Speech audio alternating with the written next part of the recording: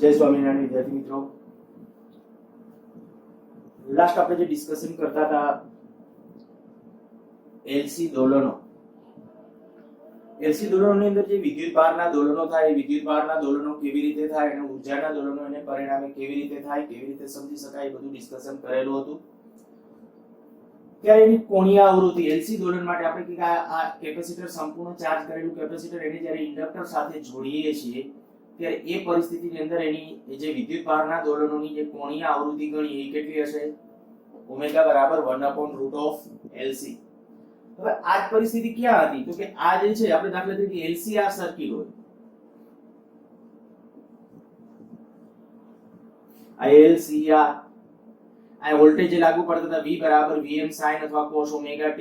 આ ઓમેગા જે છે, આ ઓમેગા, એ ઓમેગા કઈ કહેવાય? તો કે આ જે પરિપથમાં લાગુ પાડેલા બાહ્ય આવર્તક વોલ્ટેજની કોણીય આવૃત્તિ. કોની? બાહ્ય આવર્તક વોલ્ટેજની કોણીય આવૃત્તિ.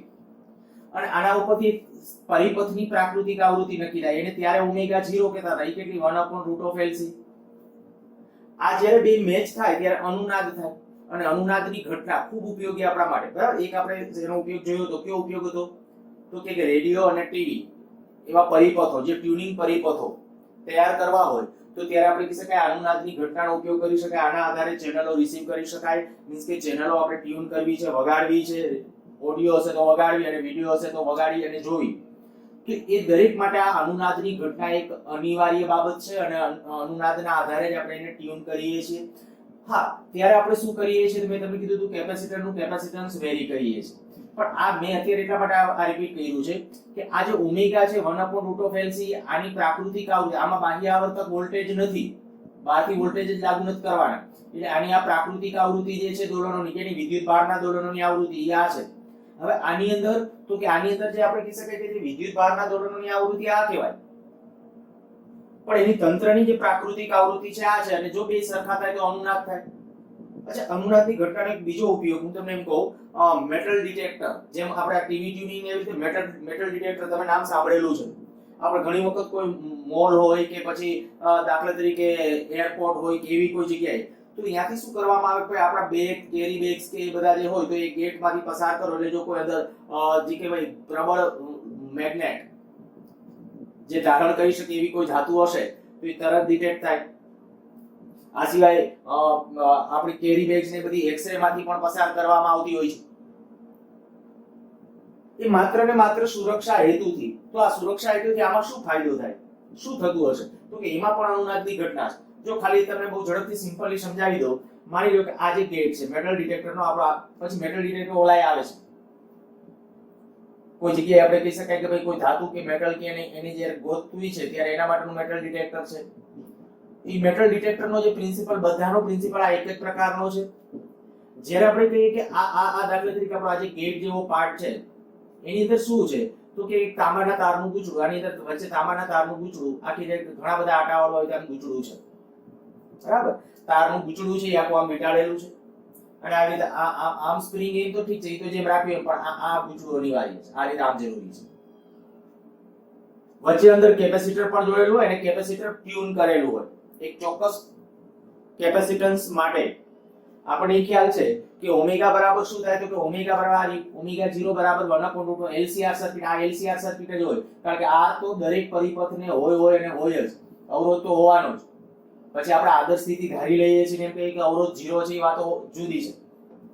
પણ આ જે કહીએ કે આને કંઈક તાર છે એટલે તારને અવરોધી હોવાનો, અંદર એક કેપેસિટર ઓલરેડી જોડેલું એટલે LCR સર્કિટ છે. આને કંઈક બહારથી વોલ્ટેજ પણ લાગુ પાડેલા હોય, બહારથી વોલ્ટેજ લાગુ પાડેલા છે. હવે એની એક ચોક્કસ કોણીય આવૃત્તિ છે ફિક્સ હોય. જે બહારથી જે વોલ્ટેજ લાગુ પડે ને એની ચોક્કસ કોણીય આવૃત્તિ ફિક્સ હોય. આ શું કરવામાં આવે? તો જ્યારે કોઈ વ્યક્તિ દાખલા તરીકે અહીંથી પસાર થાય છે, એના પાસે કંઈક મેટલ છે, માની લો કે આપણે કહીએ કે ભાઈ લોખંડનો સળિયો, આપણે અત્યારે મેં વ્યક્તિને પસાર નથી કરવો, માની લો કે લોખંડનો સળિયો અહીંથી આર પાર કરીએ, તો તમને એ ખ્યાલ છે કે ભાઈ આમાં જ્યારે વચ્ચે લોખંડનો સળિયો મૂકવામાં આવે તો શું થાય? L નું શું થાય? L ઇન્ડક્ટન્સ L વધે, ઇન્ડક્ટન્સ L વધે. EQ સૂત્ર તો L બરાબર આપણે આની પહેલાના ચેપ્ટરમાં ભણી ગયા μ0 n2 a/L. આ તમને યાદ હશે. તો આ L ઇન્ડક્ટન્સ L નું મૂલ્ય વધે અને L વધે તો આ ઘટે. આ ઘટતી જઈ અને જો આની લાગુ પાડેલી છે એના જેટલી થાય ને તો અનુનાદ થાય અને અનુનાદ થશે ત્યારે સર્કિટની અંદર પ્રવાહનું મૂલ્ય મેક્સિમમ હશે અને ત્યારે એની સાથે જોડેલું જે સાયરન કે ઈ છે બીપ બીપનો અવાજ કે જે તે પ્રકારે પછી ગોઠવેલું હોય એ પ્રમાણે જુદા જુદા અવાજો અને વધુ તીવ્રતા વાળો અવાજ ઓછી એ બધું ડિપેન્ડ. તમે દાખલા તરીકે કોઈ નાનકડી કી ચાવી કે એવું કંઈ હશે તો ખાલી એકાદ વખત બીપ બીપ એવો ખાલી અવાજ આવશે. આપણા પાસે કોઈ એવી લોખંડની કે મેગ્નેટ જે કહી શકાય ને કે આના મેગ્નેટાઇઝેશનમાં જે ફેર કરી શકે ને એ કોઈ પણ તમે એમ કહો ગમે એવું રેપ્ડ કરી દઈએ, હા અતિ રેપ્ડ કરો, અતિ જેમ કે ચુંબકીય ક્ષેત્ર રેખાઓ બહાર ન આવી શકે પણ ઓલું પ્રબળ ચુંબકીય ક્ષેત્રમાંથી તમે એને પસાર કરો છો બરાબર. પ્રબળ ચુંબકીય ક્ષેત્રમાંથી પસાર થાય છે અને જ્યારે પ્રબળ ચુંબકીય ક્ષેત્રમાંથી જ્યારે પસાર થતું હોય ત્યારે એ વખતે આપણે કહી શકાય કે અંદર ચુંબકીય ક્ષેત્ર આપણા બોડીમાંથી અને ચુંબકીય ક્ષેત્ર આપણા બોડી માટે નુકસાન કરતા હોતું નથી.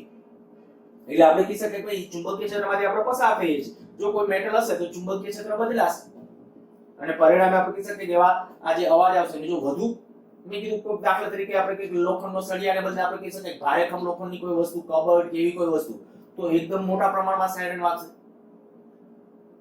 જે ડિપેન્ડ મેં કીધું ને કેટલી તીવ્રતાવાળો પ્રવાહ અનુનાદ આ જે ફ્રીક્વન્સીની નજીક જેમ જશે ને આ એક ચોક્કસ આવૃત્તિ સાથે આપણે કહી શકાય બહારથી સપ્લાય વોલ્ટેજ લાગુ પાડેલો છે અને આ જે કોણીય આવૃત્તિ બદલાશે અને જ્યારે આપણે કીધું બદલાય અને જો બે સરખાની નજીક જાય જેમ જેમ નજીક જશે પ્રવાહનું મૂલ્ય મહત્તમ તરફ વધતું જશે અને એને અનુરૂપ આપણે ગોઠવેલી જે સાયરન સિસ્ટમ છે એ વાગી ઉઠશે.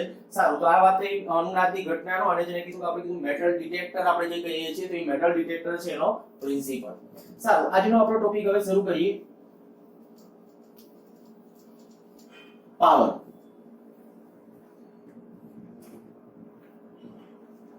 એસી પરિપથમાં પાવર અને પાવર ફેક્ટર.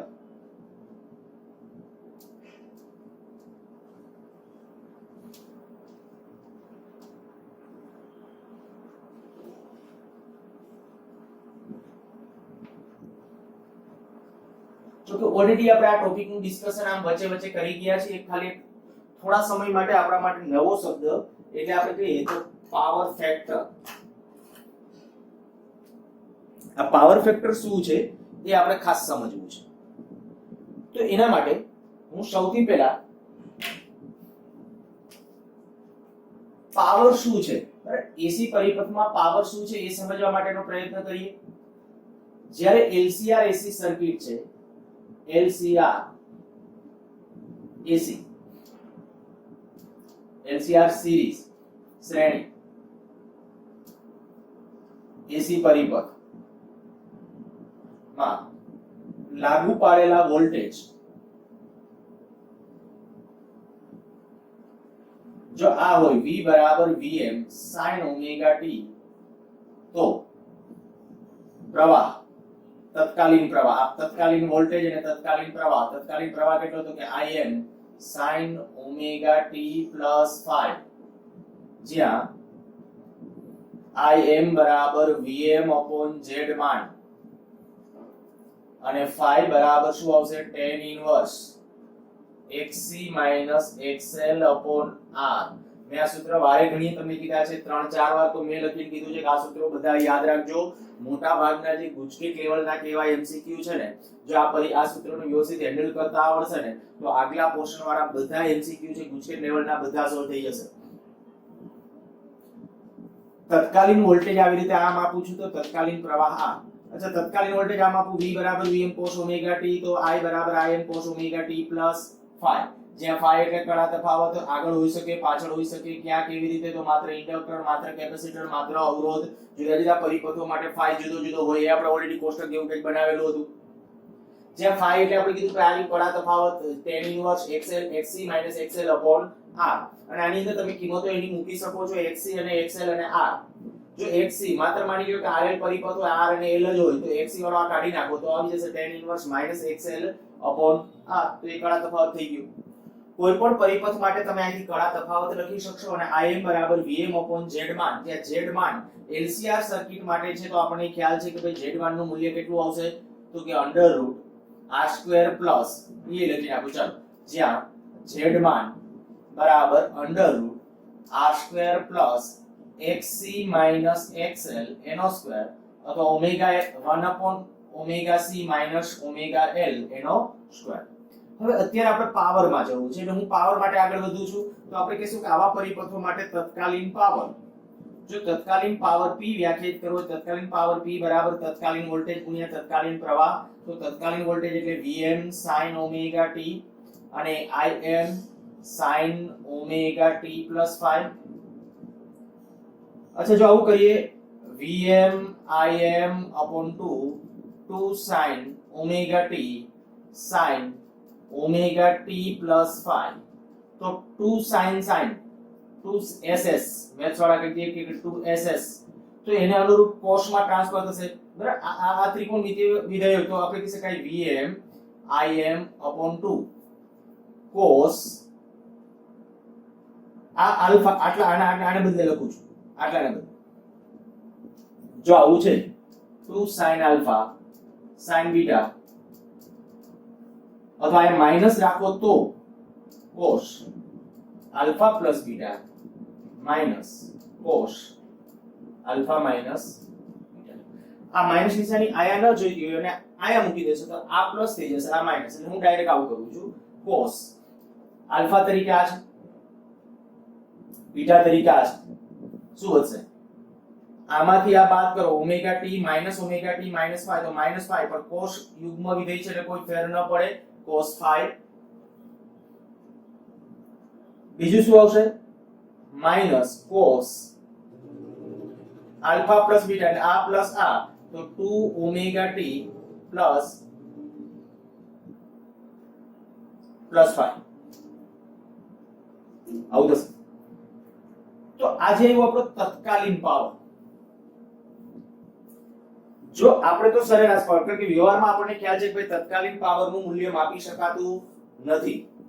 આ સૂત્ર લખવાનું તો લખી નાખજો. વ્યવહારમાં તત્કાલીન પાવરનું મૂલ્ય માપી શકાતું નથી. વ્યવહારમાં આપણે જે પાવર માપીએ છીએ સરેરાશ પાવર માપીએ છીએ, તો આ છે તત્કાલીન પાવર છે. જો મારે સરેરાશ પાવરમાં જવું હોય તો આપણે કહીએ કે સરેરાશ પાવર માટે પરંતુ cos 2 ઓમેગા t plus 5 એનું સરેરાશ મૂલ્ય બરાબર 0. આનું સરેરાશ મૂલ્ય બરાબર 0. અચ્છા પહેલા એની પહેલા આ પદ લખી, એની પહેલા તો મારે સરેરાશના પદમાં લખી નાખું પછી દર્શાવીએ તો વધુ સારું રહે. તો સરેરાશ પાવર p, સરેરાશ પાવરની સંજ્ઞા p જ કહું છું, પણ હવે આ ચેન્જ છે ધ્યાન રાખજો. તો કેટલું આવશે Vm Im upon 2 cos 5 minus cos 2 omega t plus 5 આનું સરેરાશ. હવે આ તો એનો અચળ પદ છે એટલે અચળ પદનું સરેરાશ તો પોતે જ એનો કહી શકાય Vm Im by 2. તો સરેરાશ પાવર p બરાબર Vm Im upon 2 cos 5. પણ આનું સરેરાશ કારણ તરીકે લખી નાખીએ, કારણ કે cos 2 ઓમેગા t plus 5 એનું સરેરાશ બરાબર 0. આ ઓલરેડી આપણે ડિસ્કસ કરી ગયા છીએ. શું કામ આનું 0 થાય તો કે જ્યારે મેં આવું કીધું હતું કે sin કે cos એ સમયનું આવર્ત વિધેય હોય. જો આનું સરેરાશ 0 નહીં, કારણ કે આ તો અચળ, ઘણા તફાવત જે તે પરિપથમાં ફિક્સ હોય, અચળ હોય, તો આ તો અચળ છે, તો આ તો અચળ પદ તરીકે બહાર લઈ લેવું પડે. એનું સરેરાશ 0 નો કહેતા cos કે sin નું સરેરાશ 0 ક્યારે થાય સમયનું આવર્ત વિધેય હોય તો આ આપણે કહીએ કે આ સમયનું આવર્ત વિધેય છે અને સમયનું જ્યારે આવર્ત વિધેય છે ત્યારે એનું મૂલ્ય છે એ સરેરાશ મૂલ્ય 0 થશે. તો પાવરનું સમીકરણ આપણું આ થઈ ગયું, મીન્સ કે વાસ્તવિક પાવર p બરાબર આપણા પાસે આ સમીકરણ, અને આમ લખું તો આમ લખી શકાય Vm upon √2 Im upon √2 cos 5. Vm upon √2 એટલે Vrms, Im upon √2 એટલે Irms cos 5. તો આ થઈ ગયું આપણું સરેરાશ પાવર. ખાસ ધ્યાન રાખીએ સરેરાશ પાવરનું મૂલ્ય કઈ કઈ બાબતો ઉપર આધારિત છે. Vrms, Irms અને કળા તફાવત ઉપર પણ, મીન્સ કે સર્કિટનો પ્રકાર કયો સર્કિટ છે એના અનુરૂપ કળા તફાવત જુદો જુદો હોય. સર્કિટને અનુરૂપ કડા તફાવતનું મૂલ્ય જુદું જુદું હોવાનું. તો અહીંયા તમે એ કહી શકો છો કે ભાઈ પાવર ફેક્ટર અને આ જે cos phi, જ્યાં cos phi એટલે એને આપણે નામ આપશું પાવર ફેક્ટર. આપણે કેના માટે લીધું છે તો કે LCR માટે આપણે આ જે હતું tan phi બરાબર શું હતું? જો એ આપણો ઓલો જે ઇમ્પિડન્સ ડાયાગ્રામ જેને આપણે કહેતા હતા, એ ઇમ્પિડન્સ ડાયાગ્રામ તમે વિચારો, આ R, આ XC XL, આ Z, તો આ phi. જોજે આના માટે લખો જોઈએ, આ આપણે લાસ્ટ લેક્ચર છેલ્લા 2-3 લેક્ચર થી આપણે ધ્યાનમાં લઈએ છીએ, બરાબર? તો આ જે અત્યારે ઇમ્પિડન્સ ડાયાગ્રામ જેની અંદર હું એમ કહું આ R, આ જે છે XC XL, અને એના ઉપરથી R નું મૂલ્ય મળી જાય. R આપણે આજે લખ્યું છે, જો R નું મૂલ્ય એના ઉપરથી મળી જશે. તો tan phi બરાબર શું થાય? સામેની બાજુ છેદમાં પાછળની બાજુ, મીન્સ કે આ પરિણામ છે, તો cos phi R upon Z. MCQ solve કરવા માટે એક ખાસ કામનું સમીકરણ, cos phi બરાબર R upon Z. સરસ. અને થિયરી માટે પણ એક તમને કહી દઉં કે ભાઈ અહીંયા 2 માર્ક માટે કે 3 માર્ક માટે કદાચ તમને પૂછે કે ભાઈ LCR પરિપથ માટે, LCR AC પરિપથ માટે પાવર અને પાવર ફેક્ટર સમજાવો. તો અચ્છા, ખાલી પાવર નું સરેરાશ પાવર નું સૂત્ર ધારવો તો અહીંયા આવીને અટકી જાવ, ચાલશે. આટલું લખી નાખવાનું છે cos phi એટલે પાવર ફેક્ટર. પણ શું કે સરેરાશ પાવર નું સૂત્ર ધારવો તો, પણ હજી પાવર ની જો ચર્ચા કરવાની હોય તો હજી થોડા આગળ વધીએ કે ભાઈ જુદા જુદા પરિપથોમાં પાવર કેવી રીતે હોય. તો કે આ એક લખતા આવડી ગયું ને જુદા જુદા પરિપથો માટે, એટલે આપણું કામ પૂરું. સારું, લખવાનું બાકી હોય તો સ્ક્રીનશોટ લો. ઉસી રાખો છો.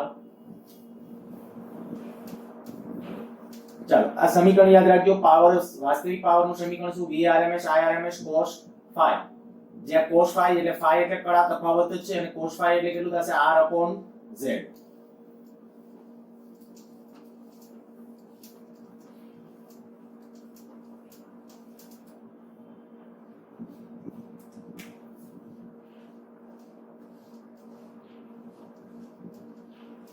પરિપથનો પ્રકાર, એનો Z કેટલો હશે તે, પાવર ફેક્ટર કેટલો હશે તે, અને પાવર માત્ર R, માત્ર L, માત્ર C, RL શ્રેણી, RC શ્રેણી, LC શ્રેણી, LCR શ્રેણી, અને એક અનુનાદ વખતે. આ એક વધારાનું લખું છું, પરિપથના પ્રકારમાં ન આવે, આ પરિપથના પ્રકાર આટલા જ કહેવાય, બરાબર? આ તો એક વધારાની એક LCR શ્રેણીની કન્ડિશન થઈ. હવે એના માટે આ બધા આપણે મૂલ્યો છે એ દર્શાવવા છે. પાવર જ્યારે કહું ત્યારે કયો પાવર સમજવાનો? સરેરાશ પાવર. પાવર P બરાબર Vrms Irms cos delta, cos phi. અને cos phi એટલે શું? તો કે R upon Z.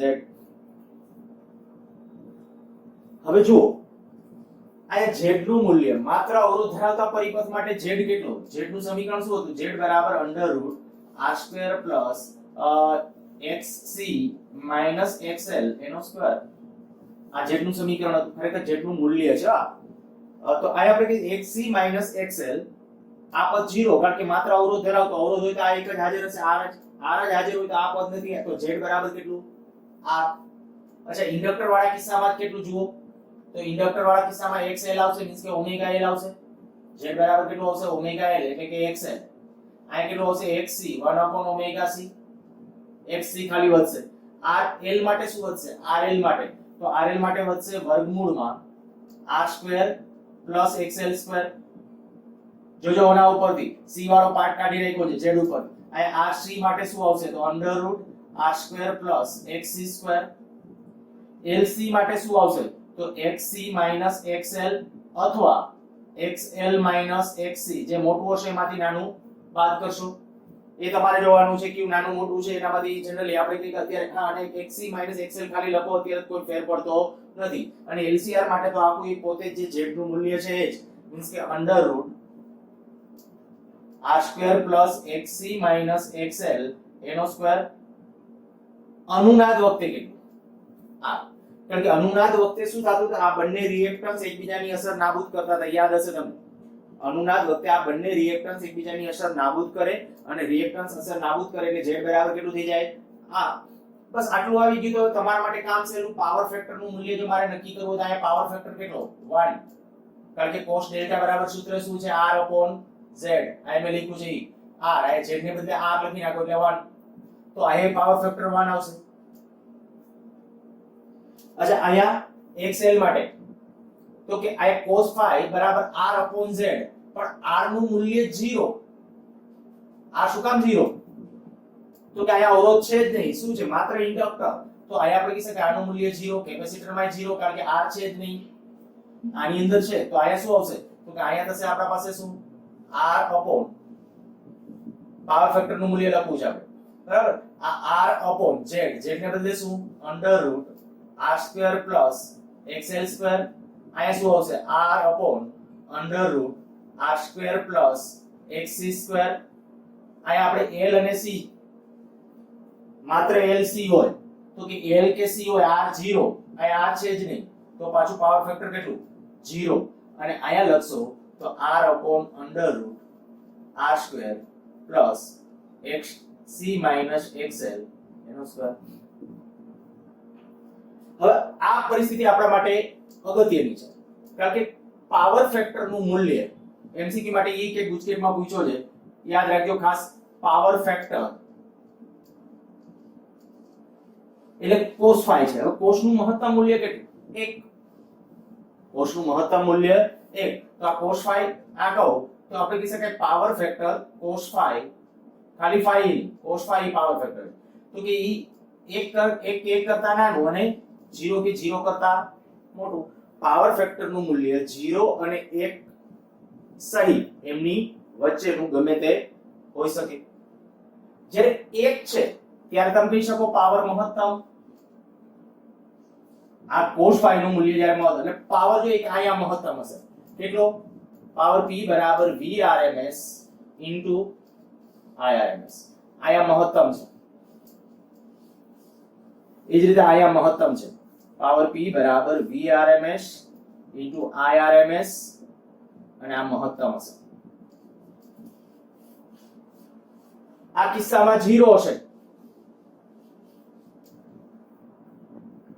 કારણ કે cos phi નું મૂલ્ય 0 હોય તો પાવર ફેક્ટર 0, અને આમાં પાવર ફેક્ટર આ વ્યાખ્યાયિત છે ટૂંકમાં 0 અને 1 ની વચ્ચેનો છે, તો એને અનુરૂપ આમાં આપણે કહી શકાય પાવર ફેક્ટર નું મૂલ્ય છે, એટલે સોરી પાવર નું મૂલ્ય છે એ કેટલું હશે, તો હું અહીંયા ડાયરેક્ટ સૂત્ર જ લખી નાખું છું, vrms irms cos phi. cos phi તરીકે પણ તમે ત્યાં આ લખી શકશો, અને સેમ વસ્તુ અહીંયા પણ એ જ રહેશે, અને સેમ વસ્તુ અહીંયા પણ એ જ. એટલે અહીંયા બધી કે પાવર નું મૂલ્ય સરખું નહીં હોય, પાછું વળી તમે પાવર નું સૂત્ર સરખું છે, પણ આ cos phi એટલે શું છે, તો કે આ છે, અહીંયા આ છે અને અહીંયા આ છે, એટલે એને અનુરૂપ પાવરના મૂલ્યો છે એ પ્લસ માઈનસ મળી શકે.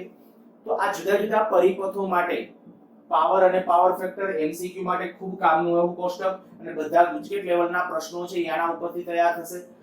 અને હા, એક બાબત આ ધ્યાન રાખજો, કયા પરિપથના કિસ્સામાં પાવર 0 છે, તો 3, માત્ર L, માત્ર C અને LC. થોડા આ રીતે યાદ રાખ. ક્યારે પાવર મહત્તમ છે, બે કિસ્સામાં મહત્તમ છે, માત્ર અવરોધ અને અનુનાદ. માત્ર અવરોધ અને અનુનાદ વખતે. અનુનાદની સ્થિતિમાં પણ આપણે કીધું ઇમ્પિડન્સ કેટલો હશે, R. LCR અનુનાદ, બીજો કોઈ અનુનાદની વાત નથી, આ LCR શ્રેણી અનુનાદ વખતે તો R. ત્યારે આપણે કહીએ કે આ બે કિસ્સાની અંદર છે પાવર મહત્તમ છે, પાવર મહત્તમ છે, પાવર ફેક્ટર મહત્તમ છે, એટલે પાવર નું મૂલ્ય કેવું થશે, મહત્તમ થશે. આ બે પરિસ્થિતિઓ. પણ આ જે છે ત્રણ પરિસ્થિતિ, ઇન્ડક્ટર, કેપેસિટર અને LC, ત્યારે જુઓ તો પરિપથની અંદર છે પાવર અથવા તો પાવર ફેક્ટર નું મૂલ્ય કેવું છે, 0. પાવર નો લોસ નથી થતો. આપણે પ્રૂવ કર્યું હતું ઇન્ડક્ટર અને કેપેસિટર વાળા પરિપથોના કિસ્સામાં શું થાય, તો કે ઇન્ડક્ટર વાળા પરિપથના કિસ્સામાં આપણે ખબર છે કે જ્યારે પ્રવાહ વધતો હશે ત્યારે ઇન્ડક્ટરમાં ચુંબકીય ક્ષેત્રમાં ઊર્જા સંગ્રહ થતી હશે, જ્યારે પ્રવાહ ઘટતો હશે એટલે ચુંબકીય ક્ષેત્રમાં ઊર્જા સંગ્રહેલી ઊર્જા પાછી પરિપથને પાછી આપશે, મીન્સ કે પ્રાપ્તિ સ્થાનને પાછી મળશે. આમ ઊર્જાના વ્યય સિવાય એ પ્રવાહનું નિયંત્રણ કરે છે, ઇન્ડક્ટર હોય, કેપેસિટર હોય. અને હા, છતાંય પ્રવાહ તો વહે જ છે, ત્યારે એમ ન કહી શકો કે પ્રવાહ નથી વહેતો. ત્યારે પ્રવાહ હોય તો એ પ્રવાહને કહેવાય વોટરલેસ પ્રવાહ. વોટરલેસ પ્રવાહ. વોટ પાવરનો એકમ છે, લેસ વોટલેસ પાવર વિનાનો પ્રવાહ, આવો અર્થ થાય. વ્યાખ્યા આપણે આમ સમજીએ આમ કહી શકાય ઇન્ડક્ટર કે ઓબ્લિક કરી લખું છું અને કેપેસિટર ધરાવતા એસી પરિપથોમાં પાવર વ્યય શૂન્ય હોય છે. તેમાંથી વહેતા પ્રવાહને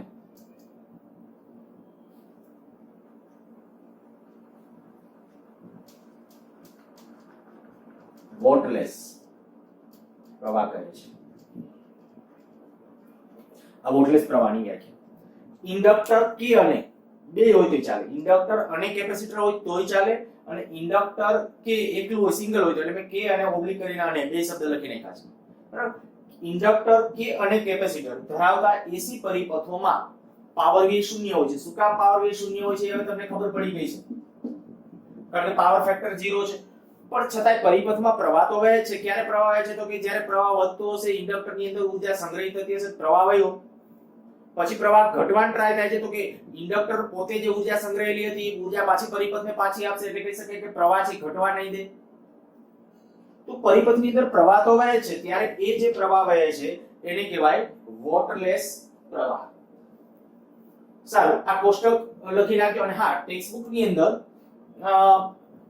પાવર નું સમીકરણ મેળવેલું છે, પછી પાવર ફેક્ટર ની એના ડિસ્કશન કર્યા પછી કિસ્સાઓ કરીને 4 કિસ્સાઓ લખેલા છે. એમાં એક અવરોધ વાળો, એક એલસી વાળો સાથે છે, એક એલસીઆર વાળો છે અને એક અનુનાદ વાળો છે. 4 કિસ્સાઓ લખેલા છે. બરાબર, 4 પોઈન્ટ પાડી. વળી તમને એમ ન થાય કે હલાવવાનું બાકી રહી ગયું છે, કારણ કે એ બધી વસ્તુઓ છે યાદ છે. માત્ર અવરોધ ધરાવતા પરિપથમાં પહેલા તમારે કહેવાનું કે માત્ર અવરોધ ધરાવતા પરિપથમાં વોલ્ટેજ અને પ્રવાહ વચ્ચેનો કળા તમે આ ડાયરેક્ટ તમે જાણો છો ફાઈ. આ તમે R/Z નો ઉપયોગ કર્યો, તમને થાય કે આવો ઉપયોગ ન કરવો, ડાયરેક્ટ વિચારો કળા તફાવત કેટલો હોય માત્ર અવરોધમાં. તો માત્ર અવરોધમાં કળા તફાવત હોય 0, cos 0 ની કિંમત થાય 1. ઇન્ડક્ટર અને કેપેસિટરમાં π/2 જેટલો આગળ પાછળ હોય પ્રવાહ. ઇન્ડક્ટર કે ઇન્ડક્ટર હશે તો પ્રવાહ પાછળ હશે, કેપેસિટર હશે આગળ, તો cos π/2 એટલે 0 થાય. થાય ને? આ ડાયરેક્ટલી ડાયરેક્ટ કહું છું. તો માત્ર ઇન્ડક્ટર ધરાવતા પરિપથ માટે પાવર ફેક્ટર અને એના ઉપરથી પાવર લખી અને પછી કહી દેવાનું શું થતું હશે. પ્રવાહ વધતો હશે ત્યારે ઊર્જા એમાં વધતી હશે, પ્રવાહ ઘટતો હશે એટલે સંગ્રહેલી ઊર્જા પાછી પરિપથને પાછી મળશે. અને એ રીતે એલસીઆર પરિપથ માટે પણ પાછું આપણે આ સૂત્ર લખવાનું છે. પાવર અને પાવર ફેક્ટરનું સમીકરણ એના આધારે કહી શકાય કે ભાઈ પાવર ફેક્ટરનું મૂલ્ય છે 0 અને 1 ની વચ્ચે, માટે પાવરનું મૂલ્ય છે 0 અને મહત્તમની વચ્ચે હશે. અનુનાદ વખતે પાછું છે એ મહત્તમ હશે. ટેક્સ્ટબુક બેઝ આપણો આ ટોપિક ત્યાં પૂરો. બરાબર, પાવર અને પાવર ફેક્ટર વિશે સમજૂતી આપો. હા, 4 માર્ક ની અંદર પૂછે દાખલા તરીકે આખો ક્વેશ્ચન, તો આ ઓલા મુદ્દાઓ ચારે ચાર તમે એ માટે પણ આ એમસીક્યુ માટે યાદ રાખજો. આવી રીતે મેં બધા સર્કિટ માટે અલગ અલગ લખી દીધું છે, પણ ત્યાં તમને એમ કે ભાઈ વાસ્તવિક પાવરનું સૂત્ર તારવો અને સમજાવો, પાવર અને પાવર ફેક્ટર સમજાવો. તો બધું ડિસ્કશન મીન્સ કે એમાં 4 મુદ્દાઓ કરીને લખ્યા છે. ચારે ચાર આ એક, આ બે થઈને એક, એલસીઆર વાળો ત્રીજો અને ચોથો અનુનાદ વાળો. તો એ ચારે ચાર મુદ્દાઓ છે એ તમારે પાછા ત્યાં નીચે લખવા જોઈએ, જો 4 માર્ક ની અંદર પૂછે છે તો. બાકી એમ કે પાવરનું સૂત્ર તારવાનું મોટા ભાગે અત્યાર સુધીમાં પૂછ્યું છે, યાદ પૂછ્યું છે કે વાસ્તવિક પાવરનું સૂત્ર તારવો. એટલે પરીક્ષાની દ્રષ્ટિએ પણ એ તમને આ સ્ટેટ બોર્ડની એક્ઝામની દ્રષ્ટિએ પણ આ એમપી કહું છું કે આ થિયરી પાવર વાસ્તવિક પાવરનું સૂત્ર તારવો એ. હવે લગભગ મોસ્ટલી તમને એક ખ્યાલ આવી ગયો છે કે પાવર વ્યય શું કામ નથી થતો. પાવર વ્યય નથી થતો તો એનું માત્ર કારણ કે પાવરનું જે સમીકરણ છે, અને કેમ નથી થતો એ ફિઝિકલી કેમ સમજાય તો આપણે એવું કહી દીધું કે કેપેસિટર હશે તો પ્રવાહ વધતો હશે ત્યારે ચાર્જ થતું હશે કેપેસિટર, પ્રવાહ ઘટતો હશે એટલે પાછું ડિસ્ચાર્જ થતું હશે. ટૂંકમાં એ પોતે ઊર્જા. અને આપણી આ બધી પરિસ્થિતિઓ ક્યાંય અવરોધો આપણે ક્યાંય ધ્યાનમાં રાખેલા નથી. મીન્સ કે અવરોધ લગભગ કેવો છે 0 છે એવું ધારીને આપણે ચાલીએ છીએ.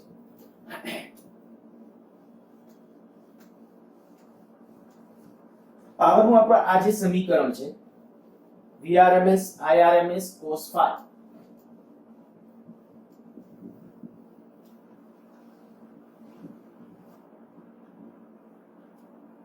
માની લઈએ એલસીઆર સર્કિટ માટે આપણે જે વોલ્ટેજ અને પ્રવાહના જે સમીકરણો લખીએ છીએ એના આધારે V બરાબર Vm sin ઓમેગા t અને પ્રવાહ I બરાબર Im sin omega t plus phi. Voltage કરતા પ્રવાહ આગળ કે પાછળ તો ડિપેન્ડ્સ કે આ phi નું મૂલ્ય છે ધન છે કે ઋણ છે કે એ. જો પોઝિટિવ છે તો પ્રવાહ આગળ, જો આ નેગેટિવ છે ઇન્ડક્ટર માટે નેગેટિવ હોય phi pi by 2 હશે -phi by 2 તો પાછળ. હું અત્યારે માની લઉં કે હું આના જ્યારે ફેઝરો ડ્રો કરું અને પ્રવાહ પાછળ છે એવું ધારું, આગળ એ ક્યારે આગળ હશે ક્યારે પાછળ હશે હવે તમને થોડું એ તો ખબર. મેં તમને એક વખત કીધું હતું ઇન્ડક્ટિવ સર્કિટ, કેપેસિટિવ અને રેઝિસ્ટિવ. ઇન્ડક્ટિવ સર્કિટ કેને કહેવાય? જેની અંદર કેપેસિટરનો જે પોર્શન છે ને એ પ્રબળ હોય, તો ત્યારે આયા જે આવશે ને પ્લસ phi આવશે. કેવા? કેપેસિટિવ સર્કિટ માટે. ઇન્ડક્ટિવ સર્કિટ હશે તો માઈનસ આવશે અને રેઝિસ્ટિવ સર્કિટ હશે તો 0 આવશે. માની લો કે ઇન્ડક્ટિવ સર્કિટ છે તો ઇન્ડક્ટિવ સર્કિટ માટે હું લખું તો ઇન્ડક્ટિવ પરિપથ માટે આ બેના ફેઝરો આપણે ડ્રો કરવા છે.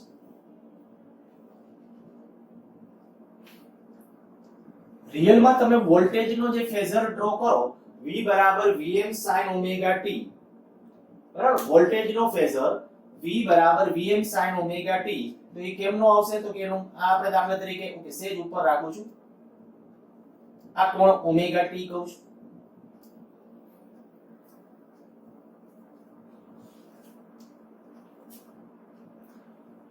આ કેનો ફેઝર? વોલ્ટેજનો.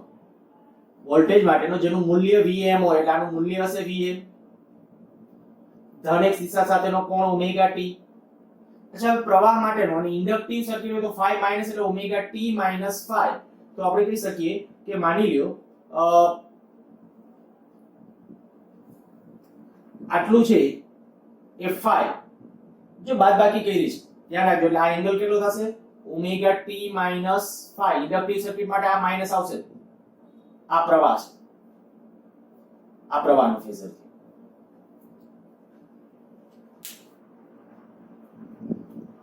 હવે જ્યારે આપણે આ પ્રવાહની ડિસ્કશન કરીએ છીએ, આ પ્રવાહ આ બાજુ, પ્રવાહ પાછળ છે, બરાબર? ઇન્ડક્ટિવ સર્કિટ માટે કહું છું. કેપેસિટિવ સર્કિટ હશે તો પરિસ્થિતિ જુદી હશે અને પ્રવાહ આમ બાજુ લેવો પડે ગમે ત્યાં. પણ હવે ખાસ સમજો, હું આવું કરું કે આ જે પ્રવાહ છે ને એટલે કે પ્રવાહનો ફેઝર છે ને બે ઘટકો લઈએ, એક આ બાજુનો અને એક આ બાજુ. અચ્છા, આનો આ બાજુનો ઘટક કયો? આનો આ બાજુનો ઘટક કયો? તો કે I નો આ બાજુનો ઘટક કયો આવે? I cos phi. અને આનો આ બાજુનો કયો આવે? I sin phi.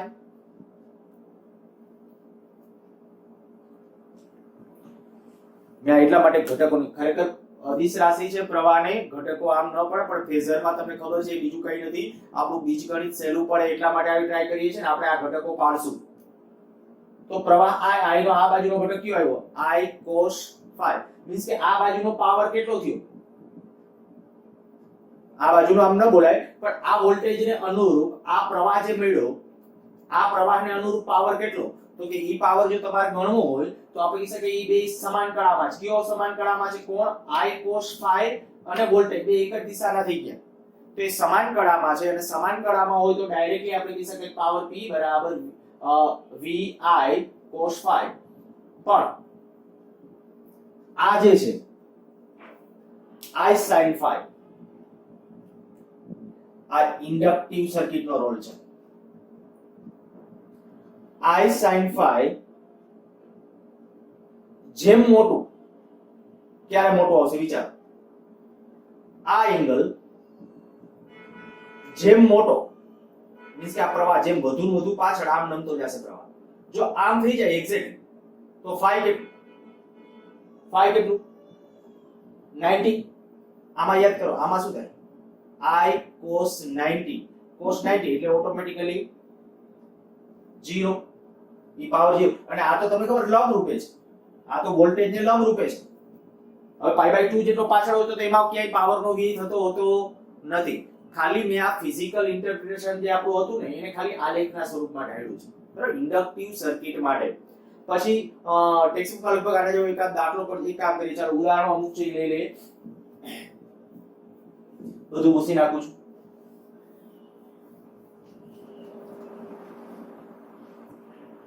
ઉદાહરણ કંઈક આપણે 5 સુધી કરેલા હતા. ઓકે, છઠ્ઠા ઉદાહરણથી લગભગ આમ તો એ બધી ચર્ચાઓ તમને આવડે એના જેવી જ છે.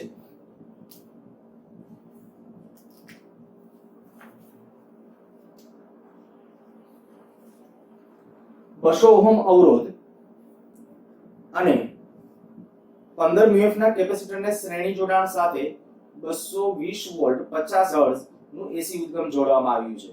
સર્કિટ કયો છે પહેલા નક્કી કરજો. 200 ઓહમ અવરોધ અને કેપેસિટન્સ 15 મ્યુએફ નું આપ્યું છે, શ્રેણી જોડાણ સાથે એટલે એક અવરોધ છે. જો આ પહેલા નક્કી કરતા શીખી ગયા એટલે કામ પૂરું. એક એસી પ્રાપ્તિસ્થાન સાથે જોડેલ છે, R છે, C છે, કેપેસિટન્સ બેના મૂલ્યો આપ્યા છે. 220 વોલ્ટ 50 હર્ટ્ઝ એટલે આ આરએમએસ વોલ્ટેજ નું આરએમએસ મૂલ્ય આપ્યું છે 220 વોલ્ટ અને આવૃત્તિ આપેલી છે F બરાબર 50 હર્ટ્ઝ.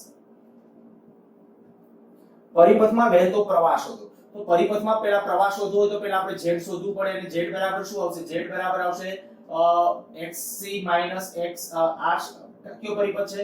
RC circuit. તો RC સર્કિટ માટે યાદ કરો, RC સર્કિટ માટે R2 XC2 અર્થાત કે અંડર R2 1/ω2 C2. હવે તમારે કદાચ આ XC નું મૂલ્ય અલગથી મેળવી લેવું હોય તોય છૂટ, પણ હવે હું ગણતરી જ કરી દેવાનો. ગણતરી તમારે તમારી રીતે જોઈ લેજો, ચેક કરી લેજો એક વખત. આ થઈ જશે 4π2 f2 c2. R ની કિંમત આપેલી છે, R એટલે અવરોધ એનું મૂલ્ય આપ્યું હતું, F આપ્યું છે, C આપ્યું છે.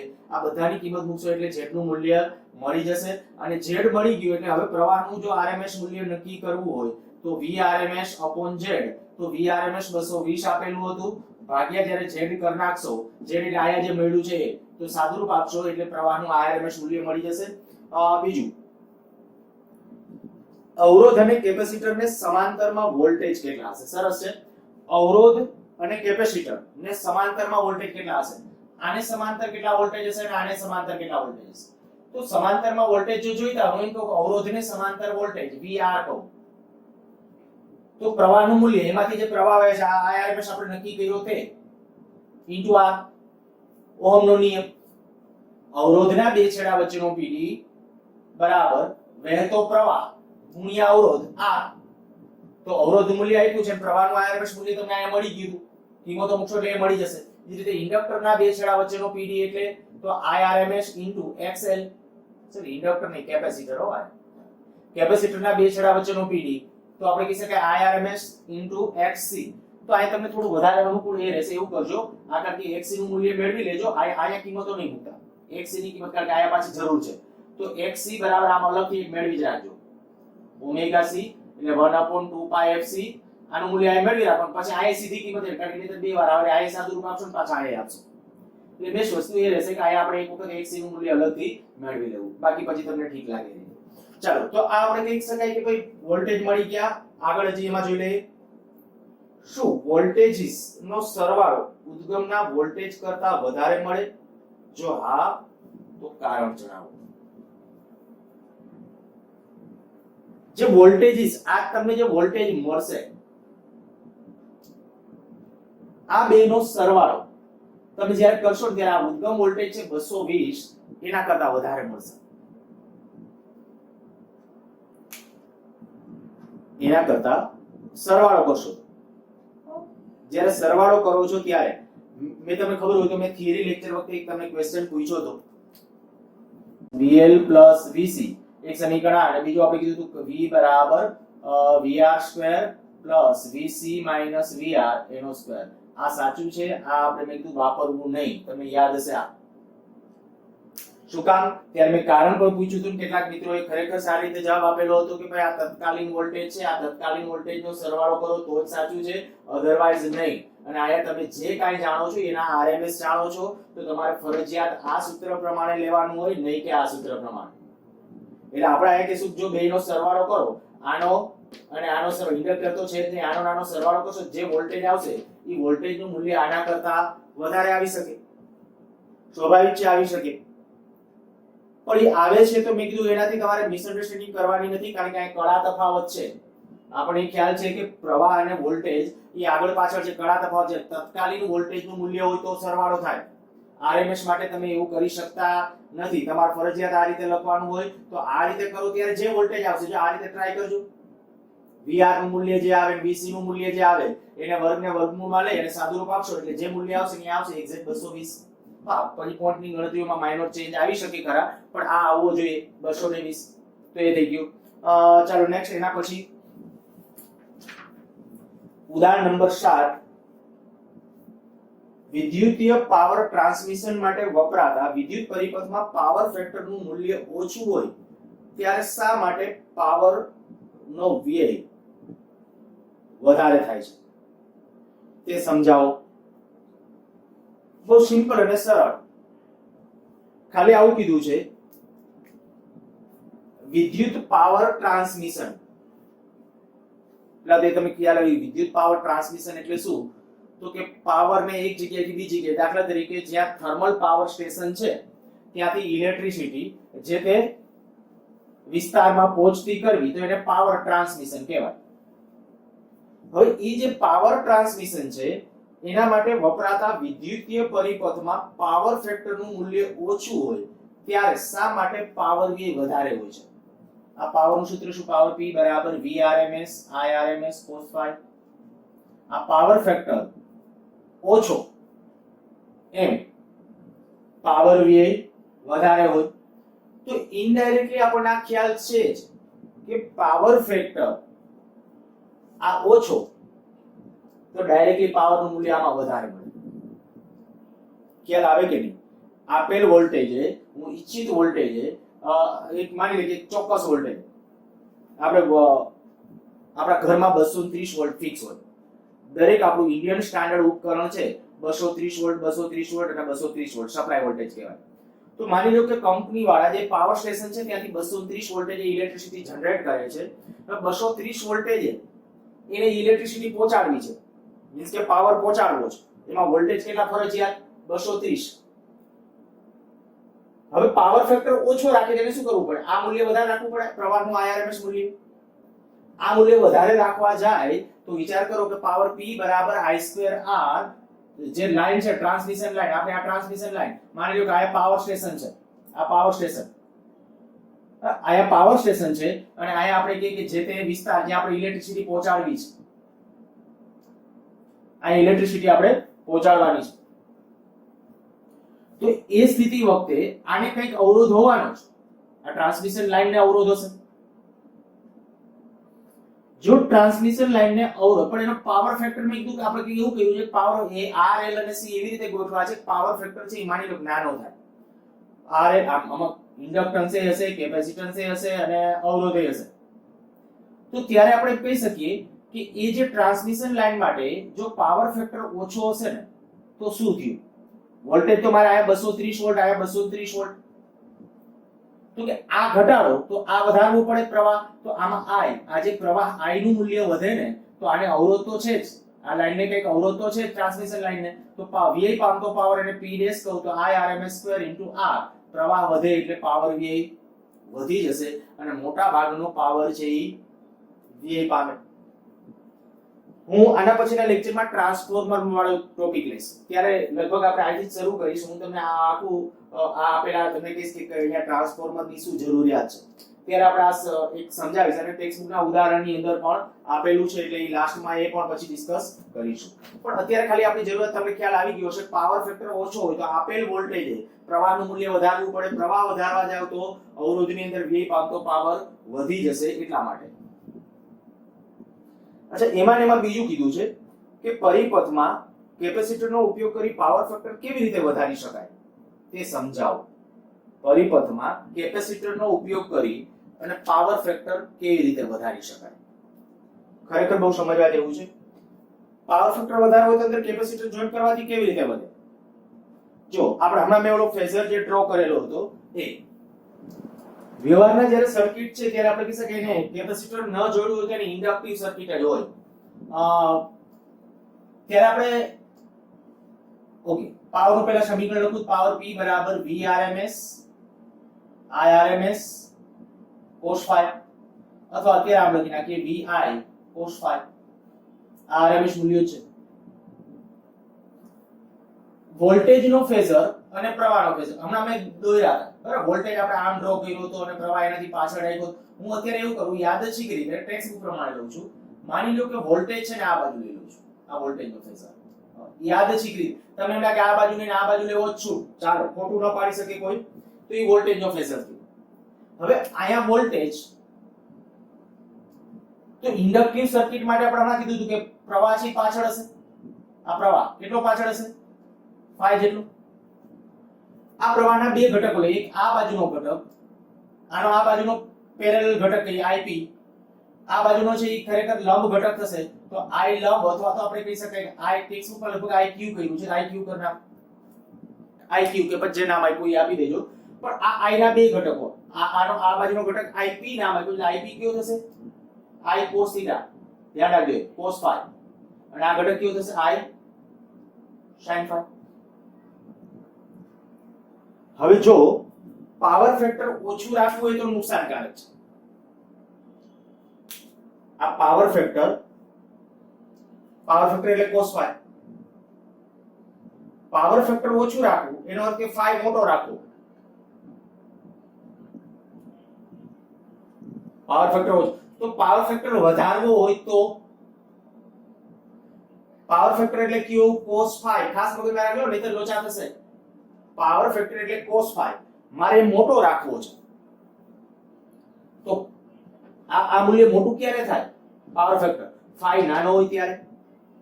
તો માની લો કે આ phi આટલો છે, હવે એને નાનો કરવો પોસિબલ નથી, પણ હું એમ કરું આ ઘટક કોઈક રીતે મિનિમાઇઝ થાય એવી ટ્રાય કરું તો આનો આ બાજુનો ઘટક હેલ્પફુલ છે પાવર માટે, પાવર મહત્તમ પાવર માટે.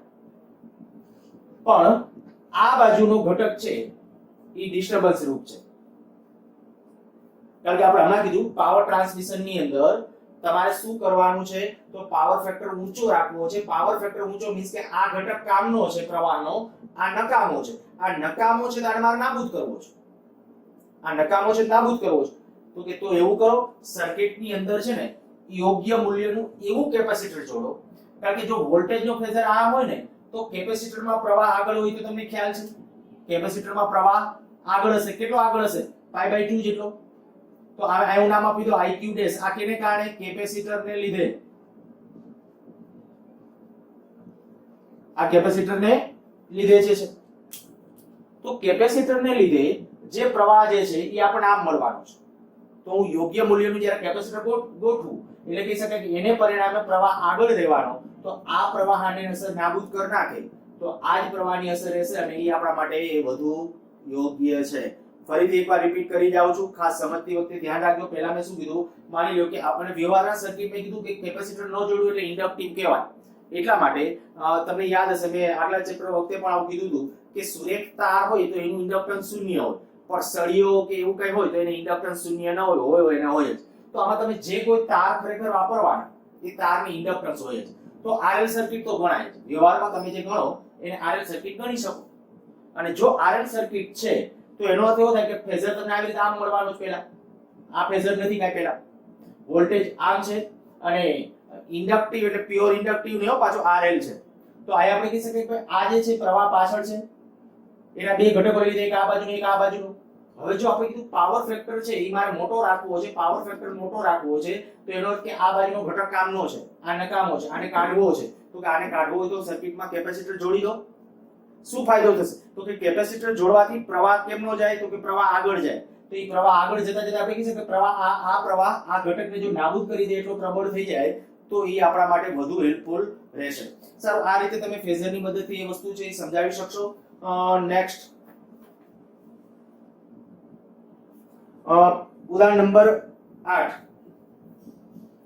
RLC આપેલા છે શ્રેણીમાં સાથે 283 વોલ્ટ મહત્તમ મૂલ્ય RLC આખો પરિપથ છે RL અને C આ R અહીંયા L C અને અહીંયા L આ માની લો કે આપણું AC એનું મહત્તમ મૂલ્ય આપ્યું છે મહત્તમ મૂલ્ય છે 283 વોલ્ટ આ મહત્તમ મૂલ્ય છે RMS નહીં અને આવૃત્તિ આપી છે 50 હર્ટ્ઝ તો પહેલું તો આપણે RMS ની જરૂર પડવાની છે તો Vrms બરાબર શું થાય Vm/√2 આયા RMS છે Vrms બરાબર Vm/√2 તો 283 ભાગ્યા √2 કરી અને RMS મૂલ્ય મેળવી કાઢજો અચ્છા હવે RL અને C બધાના મૂલ્યો આપેલા છે હું અહીં લખતો નથી અને આવૃત્તિ સાઇન વિધેય અનુસાર બદલાતો AC વોલ્ટેજ લાગુ પાડેલો છે પરિપથનો ઇમ્પિડન્સ આનો મારે ઇમ્પિડન્સ નક્કી કરવો તો ઇમ્પિડન્સ નું સૂત્ર શું તો કે Z બાર અથવા તો Z બરાબર √R² XC અથવા XC XL એનો સ્ક્વેર જ્યાં XC અને XL અલગથી મેળવી લેજો XC એટલે 1/ωc અને XL એટલે 1/ωL બરાબર આ બધી આવૃત્તિને બધું આપેલું છે તો આમાં કિંમતો મૂકશો અને સ્વતંત્ર મેળવજો એટલે આગળ જતા ઉપયોગમાં આપણે લઈ શકાય આપેલા XC અને XL એના મૂલ્યો મેળવી લીધા ઈ મૂલ્યો મેળવી લેશો એટલે આમાં કિંમતો મૂકશો એટલે ઇમ્પિડન્સ મળી જશે પછી બીજું AC વોલ્ટેજ અને AC પ્રવાહ વચ્ચેનો કણા તફાવત કયો સર્કિટ છે LCR કણા તફાવતનું સૂત્ર બોલો તો કણા તફાવત phi બરાબર tan inverse XC XL R તો XC ને XL તમે અહીંયા મેળવેલા હતા R છે તમારા પાસે તો કણા તફાવત મળી જશે પછી એક આમાં તમને કહી દઉં આમાં કણા તફાવત પૂછ્યો છે પણ અગાઉ ક્યાંક નીટમાં કે એમાં સમય તફાવત પૂછ્યો હતો ભેગો કણા તફાવત હોય અને સમય તફાવતમાં જવું હોય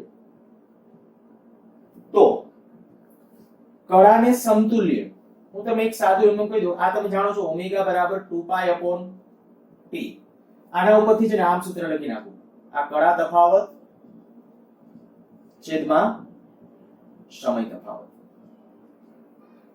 W બરાબર કણા તફાવત આ કણા છે એટલે અને આ T બેને તફાવતના સંદર્ભમાં લખો સાચું છે તો જો સમય તફાવત મેળવવાનો હોય કોઈ વખતે તો સમય તફાવત બરાબર શું કરશો કણા તફાવત છેદમાં ઓમેગા કણા તફાવત તમને જે મળ્યો આ પાછો ધ્યાન રાખજો રેડિયનમાં જે આવ્યો હોય ઈ જ લખવાનો અંશ માપની અંદર તમે મેળવી કાઢો અને પછી અંશમાં ટેક્સ્ટબુક માં જે જવાબ આપેલા તમને રેડિયનમાં મળશે phi નું મૂલ્ય અહીંયા રેડિયનમાં મળશે પછી કદાચ આન્સર અંશ માપમાં આપ્યો હશે તો રેડિયનમાંથી અંશમાં ટ્રાન્સફર થતા તો આવડે છે 180 ના છેદમાં પાઈ વડે ગુણી નાખશો 180 ના છેદમાં પાઈ વડે આને એટલે અંશ માપમાં આવી જશે પણ અહીંયા કણા તફાવત જ્યારે લખો ત્યારે રેડિયન વાળું જ કમ્પલસરી લખવાનું છેદમાં ઓમેગા કર નાખશો એટલે તમને સમય તફાવત મળી જશે લગભગ નીટમાં પૂછાયેલો છે અગાઉ એટલે ઓકે આગળ વધીએ વ્યય પામતો પાવર અને પાવર ફેક્ટર તો પાવર ફેક્ટર cos phi સૂત્ર શું R/Z તો R તમારા પાસે હતું અને Z તમે મેળવી લીધું તો R/Z